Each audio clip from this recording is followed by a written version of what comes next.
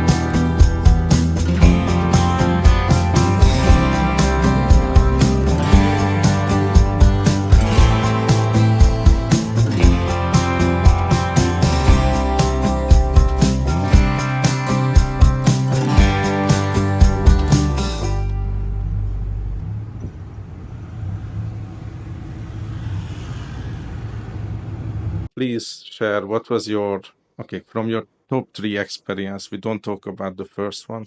What was the other two here in Bangkok?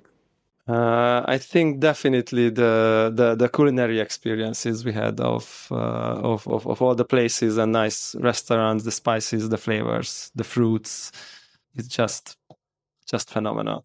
And surprisingly, someone who is on a plant-based diet, I was kind of worried that I might have to resort to plain rice, but I was just surprised the opposite. Even this very direct meat replacement stuff were fantastic, to be honest. Like not even those stock products that's full of processed shit. It was really good. And Number three? number three would be, I think, all the living together of the different sides of the city, the religious sides, the Buddhist sides, the nightlife, the poverty, the luxury, the richness, the skyscrapers, the rundown buildings along the channel. This all in together in a relatively small geographical area is, I think, fascinating. Yeah, I think just to experience this vibrant city and how everything comes together in such a place, and how everything makes sense after a while, and how everything connects and works. That was quite fascinating to observe and just be a little bit part of it. So I've had many theories about Bangkok from before, and just being here and seeing it. So it was confirmed.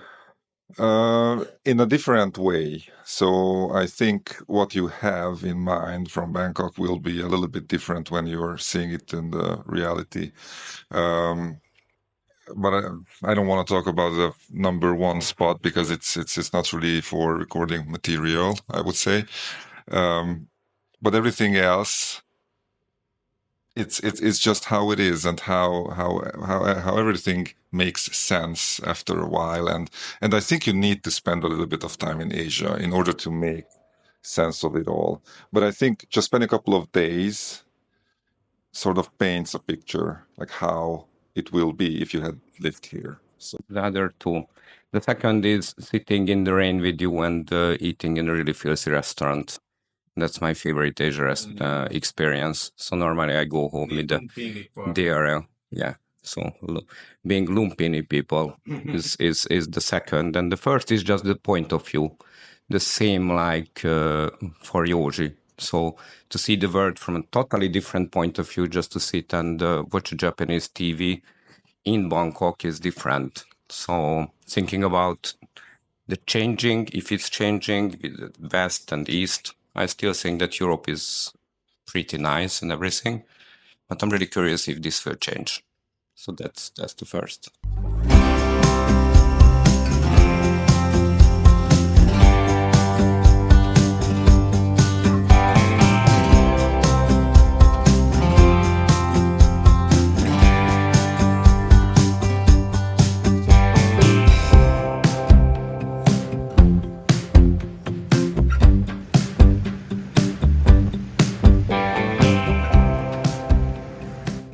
This morning, I'm recording the video in this beautiful seaside hotel room.